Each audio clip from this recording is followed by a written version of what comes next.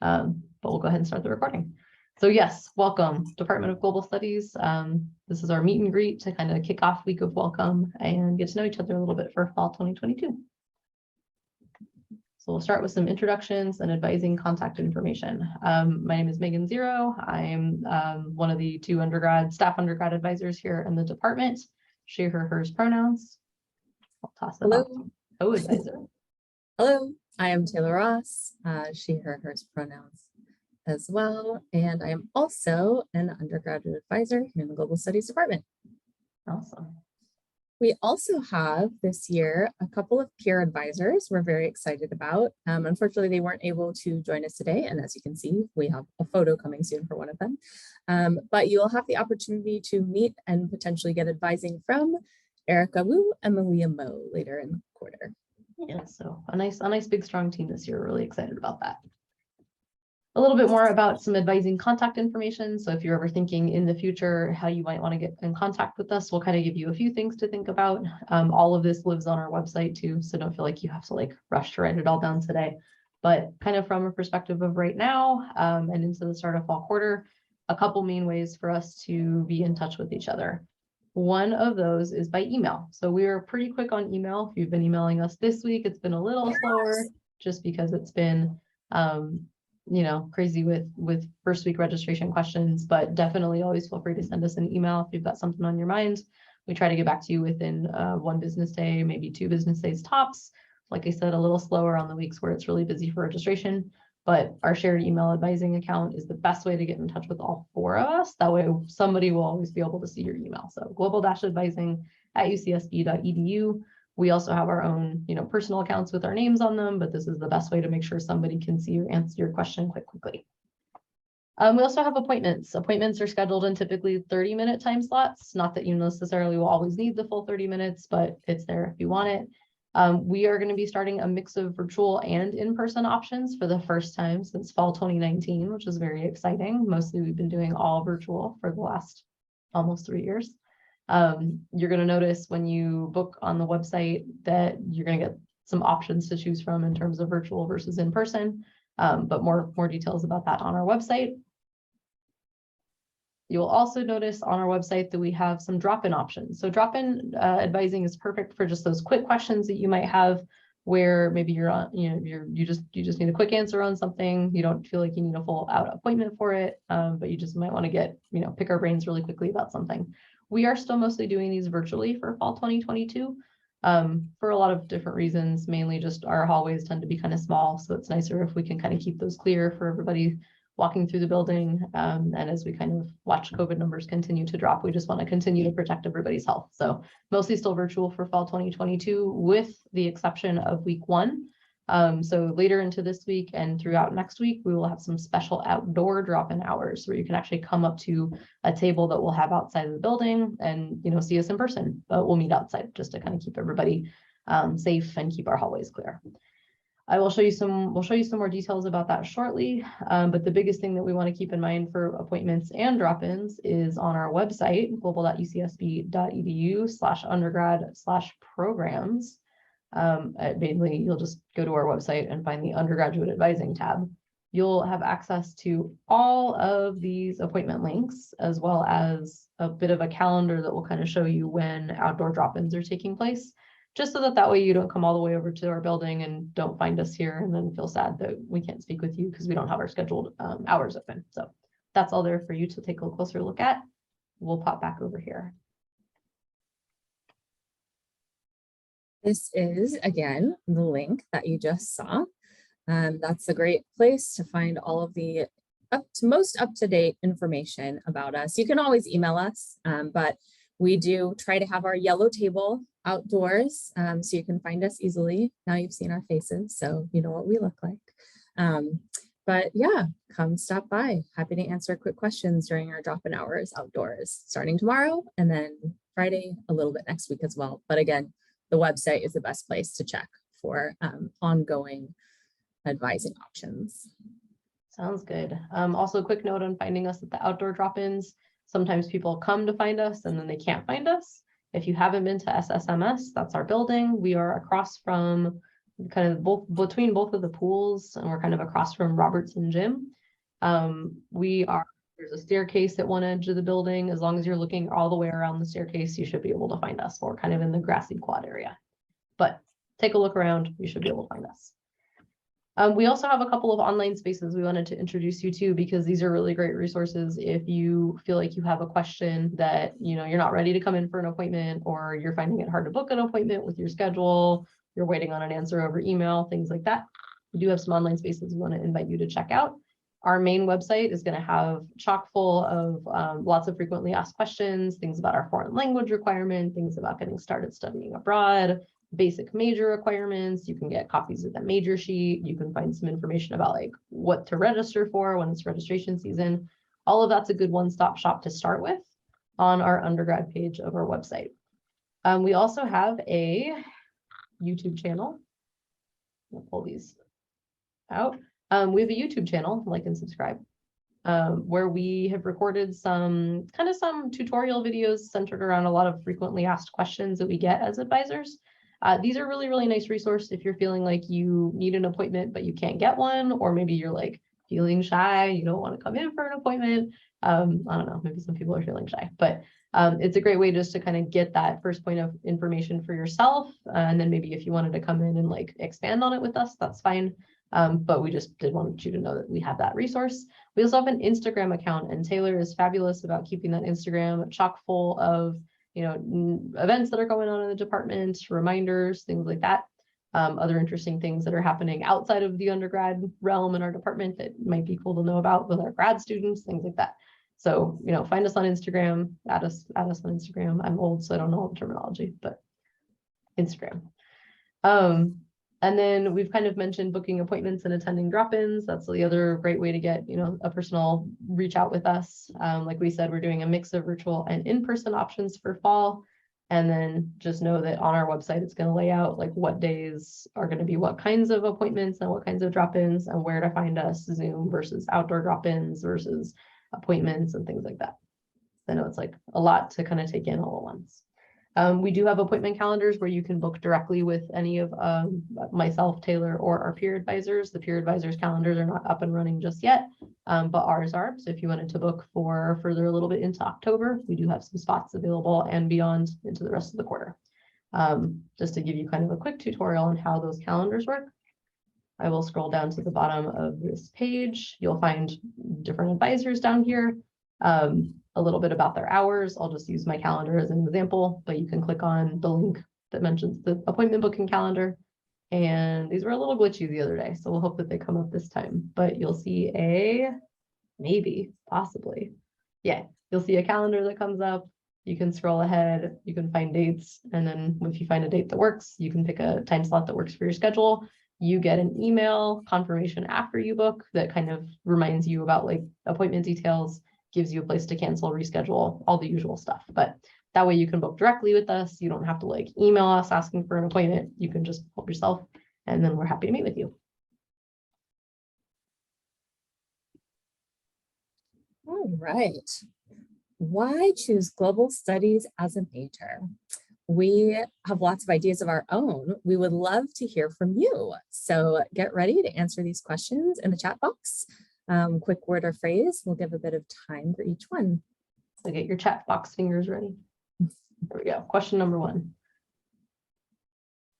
Why did you choose this major? Or why are you interested in this major? If you're not already in the major, why are you interested in it?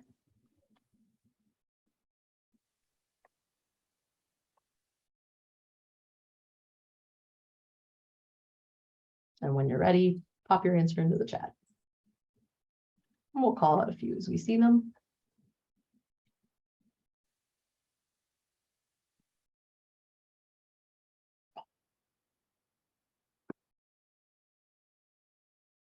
Love learning about other parts of the world and traveling.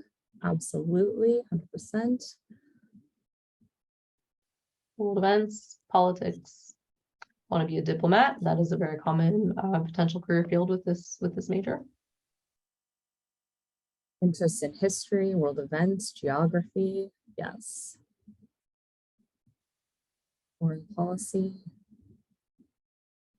Geopolitics.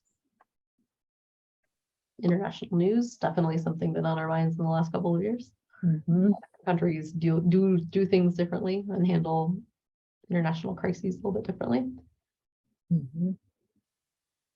Human rights, that's definitely a big portion of our major. We have some specific classes related to that. Cool. Go ahead and get the next question up too, in case you want to marinate on this one as well. So our second question is, maybe if my slides are working, what are you hoping to learn about in this major? So any specific topics, any specific concepts?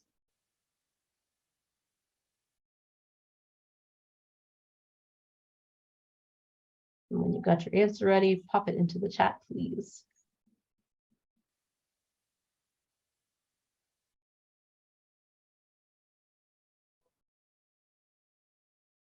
What are you hoping to learn about?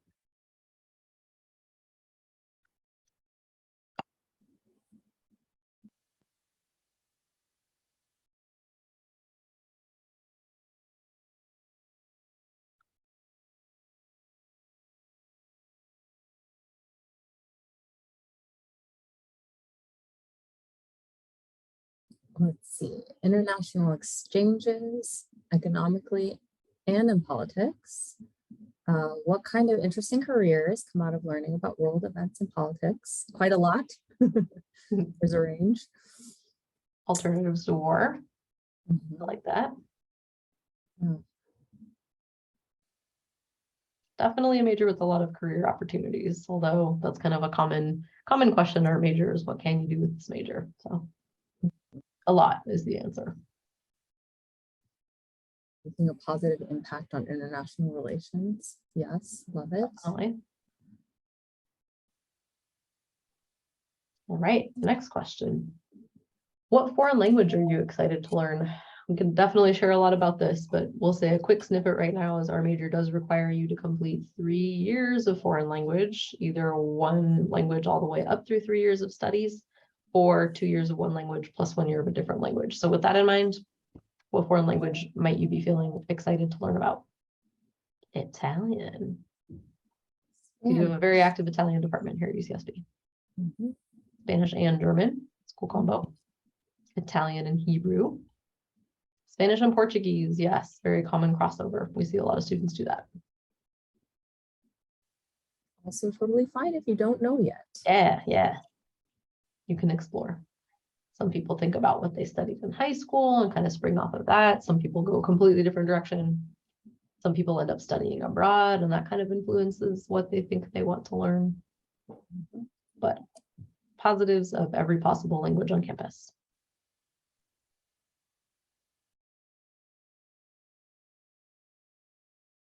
All right, I'll add another question. Speaking of studying abroad, are you interested in studying abroad? And if so, where? It's not a requirement to study abroad as part of this major, but it's something we encourage, and it's something we build in some areas on our major sheet where it becomes pretty natural to be able to take classes abroad, the language requirement being one of them. In the later portion of our major, you'll actually get a chance to specialize in a particular region of the world. Sometimes people use that to influence where they might want to study abroad. Singapore. Then, oh, I was just in London this summer. It was awesome. You Still should go. jealous, still jealous. Australia, always wanted to go there. Asia. Or, anywhere. I think anywhere is a pretty solid answer. I feel like if somebody offered me a trip pretty much anywhere, I don't think I would say no to it.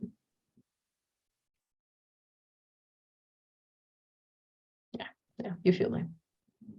Spain, Latin America, Australia, South America. Seeing some program options that have been really popular with our majors in the past. It is too hard to decide. I agree. Putting a quick shout out, we will put more information about this out there on our website. And if you are registered already as a global or pre-global studies major, you're on an email list. You may have noticed you've gotten some emails from us recently.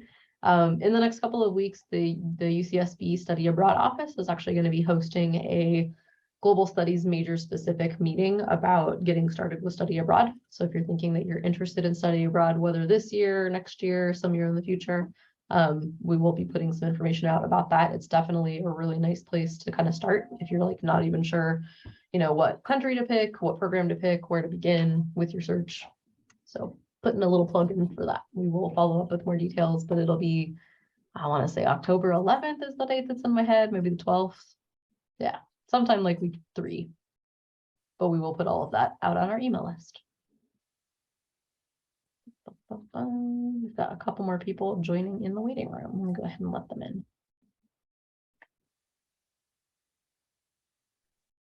All right, for our folks just joining from the waiting room, welcome. We're glad to see you. We're doing a little quick answer rapid fire on the chat. So we've got a couple questions up so far. I think we maybe have one more.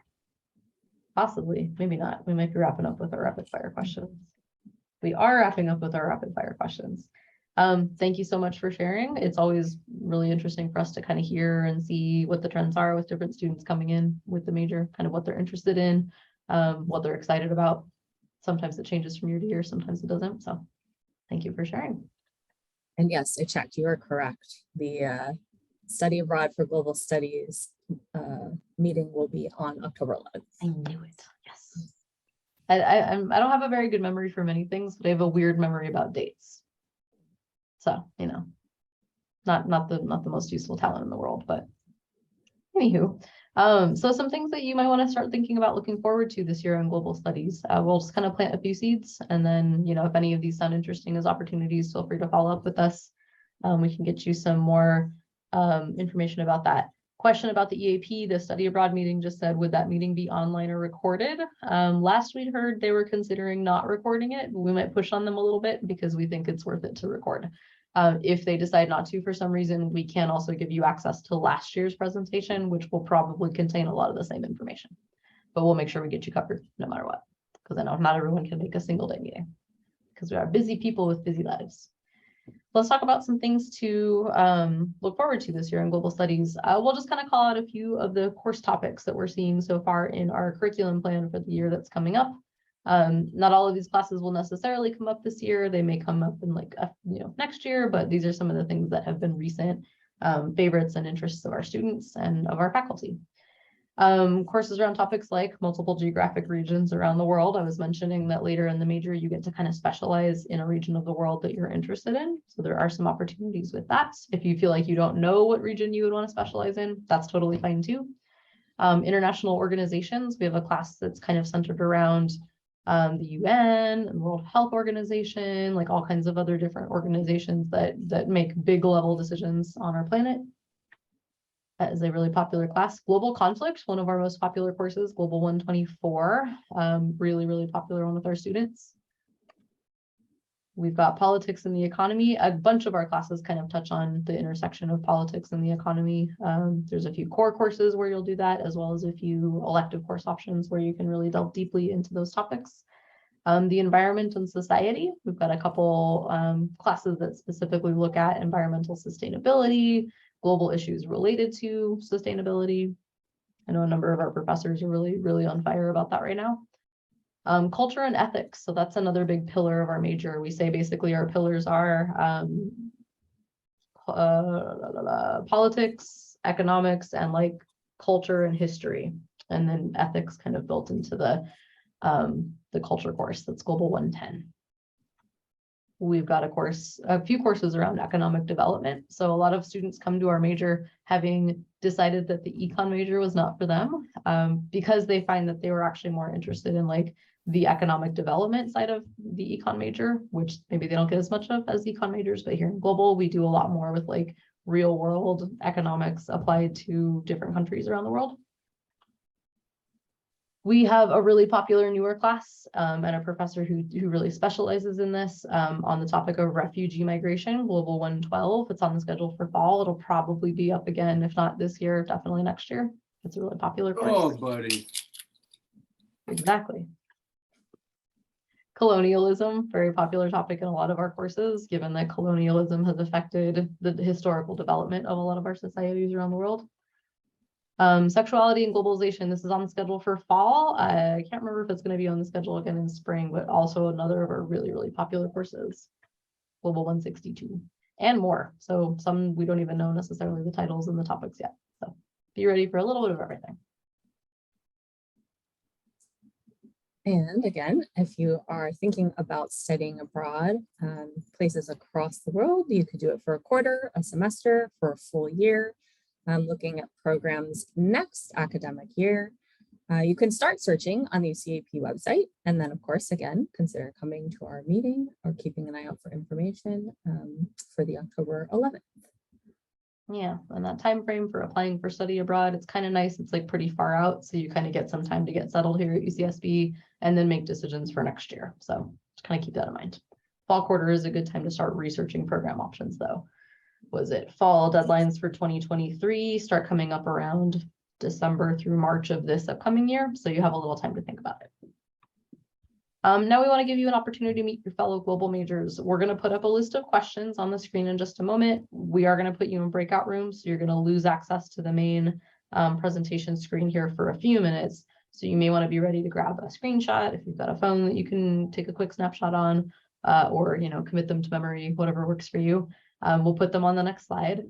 I will also go ahead and put a link to the questions here in the chat if you'd rather open them and keep them open in a separate tab that way. So whatever works for you, we are here to support. Come on, chat box, here it is. Everyone in meeting. We'll take about 10 minutes, maybe a little bit less, to have you chat with a few folks. We will put you in some breakout rooms very shortly. Here are the questions that we would love for you to start with. Feel free to go off script. If there's other questions that come up in the course of your chat, go for it. Maybe a good way to start would be brief introductions, name, pronouns, where you're from, how are you feeling about the first weeks on campus, any hopes, any fears, any expectations. Do you speak any other languages besides English? If so, which ones? And then we give you a few random questions to start with. Feel free to come up with your own. Any extracurricular activities you hope to do here at UCSB, maybe a favorite new hobby that you've developed since the pandemic, favorite childhood snack. You can always tell about a person's favorite childhood snack based on who they are as a person. Current Netflix or Hulu or whatever binge. And if you've explored IV yet, what do you think is the best place for food? Lots of options. So let's see, we have 1, 2, 3, 4, 5, 6, 7, 8, 9, 10 folks on the Zoom right now. So I am thinking groups of probably 3 and then one group of 4. So give me a moment just to go ahead and set up our breakout rooms. I'm going to pause the recording for here just so that nobody in the future has to watch me thinking through making breakout rooms. But we'll pick up the recording later on if we need to share any additional information with you. All right, resuming the recordings. We've just come back after our breakout session, and we would love to give all of you the opportunity for a quick Q&A. I don't know why that opened up the link to our website. It was unintentional. This is a chance for some quick one-on-one advising, but we can benefit from being in this small group. If you hear somebody else ask a question that applies to you as well, that's kind of why we wanted to host this for a moment. So kind of treat this as like a free open Zoom office hour a little bit here. We'll stay on the chat we'll stay on the call for about 10 or so more minutes. Any questions you have about the major at this point, if you do feel like you're good and you're ready to sign off, don't feel like you need to stay. It was nice to see you, but you're also welcome to stay if you want to ask questions or if you just want to be here to listen. But yes, anything that we've got on our minds, feel free to ask out loud. I see some hands raised, so we can do that in a second. Or you can ask in the chat if you're feeling a little bit shy, a little bit quiet today, whichever works for you. I think I do see 2 hands at this point. So let me see if there was anything else I wanted to put on the slide. Just the reminder that if you do want to go for it and book an appointment for later, just a reminder, go to our website, undergrad section, and then the undergrad advising tab. We'll have our appointment links. Maybe you want to make that happen. And then just be aware we limit our appointments during week 2 through the first 2 weeks of the quarter, because we mostly try to stay open for immediate fall registration stuff. But feel free to email us if you've got other questions, if you don't feel like you want to ask today. And then don't forget about our outdoor drop-ins too. If you want to come to those, check our website to see dates and times. All right, Hannah, I see your hand raised. Hi, so I'm a freshman. I just had a quick question about like the language requirement. Yes. So I know you said that you require 3 years of a language for the major. Is that like a certain amount of units, or is it literally like 3 quarters every year for 3 years? That's a great question. Because I didn't get into a language class like this first quarter, and I was just wondering like if I need to be worried about that. Generally, we would say if you're a freshman, as long as you're starting your language requirement by your sophomore year, you still have time, right? Because you could Okay. conceivably do all 3 years, sophomore, junior, and senior. Okay. In terms of the unit question, you'll notice on our major sheet, it's written out like area prep for the major, area 2, completing quarter 6 of a language, 0 to, I forget, 0 to 5 units or something like that. Mhm. The reason for that is not everybody takes courses to fulfill the language requirement. Some people can exempt themselves by doing a placement test. So Okay. the unit count is less important. We just need to see that you're reaching the skill levels that are described in those 2 different parts of the requirement. Right. And would an AP score help me like move forward with that? Yes. So if you got an AP score in an AP language exam, you had to take the exam, can't just take the courses. If you got a 3 or a 4 or a 5, in a lot of cases, it'll depend on the individual department that teaches this language. But in most cases, like if you got, let's say for Spanish, right? AP score of 3 on the Spanish exam typically lets you enroll into the Spanish 4. 4 lets Okay. you enroll into a 5, 5 lets you enroll into 6. If you're really fancy and you took the Spanish literature AP exam and got a 5, then you're completely exempted from the quarter 6 requirement. And then you could decide, yeah, pretty fancy. Then you just decide what to do with your 1 additional year. I don't know if Spanish was the language that you're referring to, but. Okay, great. Yeah, that answers my question. Yeah, there's a few other ways too that high school credits can count. We can definitely look at that like one-on-one if anybody else is kind of wondering about that. Awesome. Thank you very much. You're very welcome. Grant, I see your hand next. Yes, I'm back to answer many questions. Back again.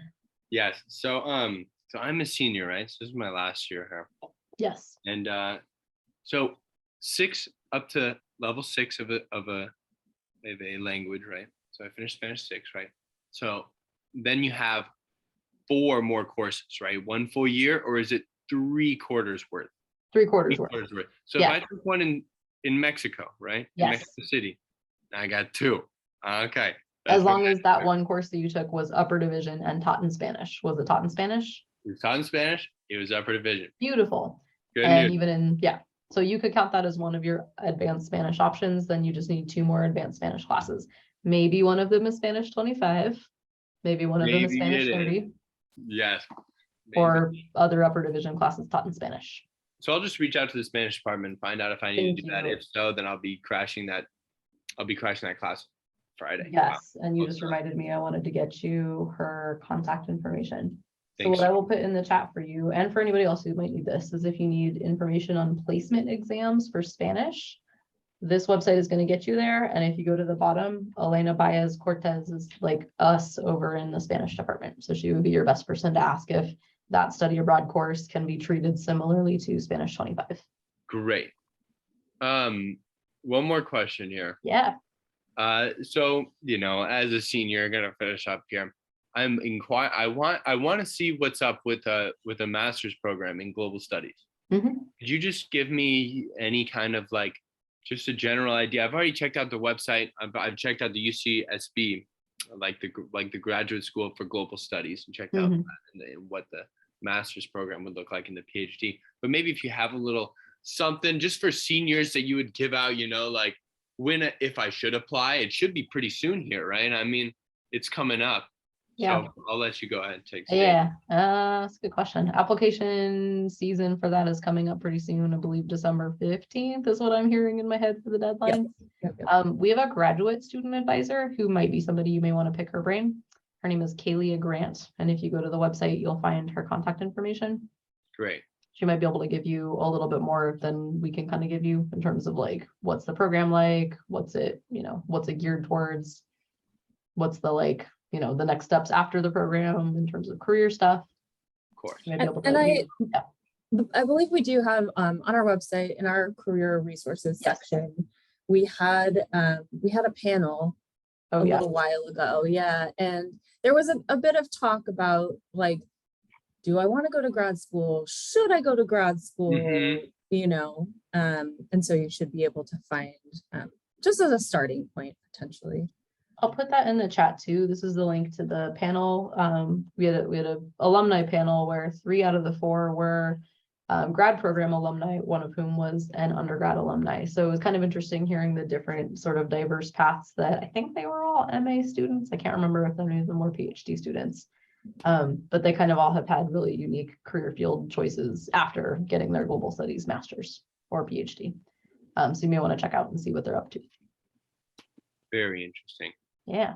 Well, Yeah, thank we you should very totally much. do that It's a event pleasure again. talking to you guys as always. I'm sure I'll see you later in the quarter as well. I look forward to it. Thank you very much. You're welcome. All right. And who's up next? Elaine. Yeah, hi, Hello. Alon. So last time I met with you, Megan, we talked about me petitioning for my geography course. And Yes. so I sent that off. I didn't know, do I wait to hear? Do I reach out? I don't know what to do. Did you fill out the Google form with us online? Yes. So typically we plug in the credit for those once a quarter and we kind of wait for everybody's requests to come in kind of all at once. If you plugged in the credit for that, or if you filled out the form, do you remember how long ago you did it? Because we just did our Couple summer. of weeks, couple of Couple weeks, weeks? probably. Yeah. We can double check behind the scenes a little bit here in a second, like whether or not we included you in the summer pile or not. And then we can let you know. If not, we'll do it for the fall round. We'll do that in December. So should I just stay on this after it's done? Yeah, feel free if you want to hang out as we kind of finish up. I don't know if Taylor, if you want to do a quick check on that. Yeah, I'm looking at the sheet right now. I tried searching just by your first name, and there are a lot of people who like. There's a Melanie who has The same. Oh, yeah, You know, a portion. oh, yeah. Last name Nelson, right? Oh, here we are. Okay, yes. It looks like this has not yet been processed. So you could expect that to be processed fall quarter by week 8, Okay, so which means that you won't see it in gold for quite a while. Okay, and then am I like contacted via email to say, hey, we're gonna accept this, or no, we're not gonna accept this? Since you and I already chatted and you already sent your information along, we're good. You can assume, like, move forward on the assumption that it's good. Oh, okay, cool. Yeah, Alright. what will happen is we'll put it into the system. Annoyingly, you don't get any like indication when we put it into the system. You will get an email that says when it's been approved. But that happens like after it's already approved in the system by the college, which is after it's been approved by us. It's a super annoying system. We don't love it. Okay, But as long as you filled out the form and we had that email exchange where I saw your syllabus, so you're good to go. okay, awesome. Thanks so much. Cool. All right, I think we lost everyone. Everyone scurried off to their corners. So I will go ahead and stop the recording at the very least.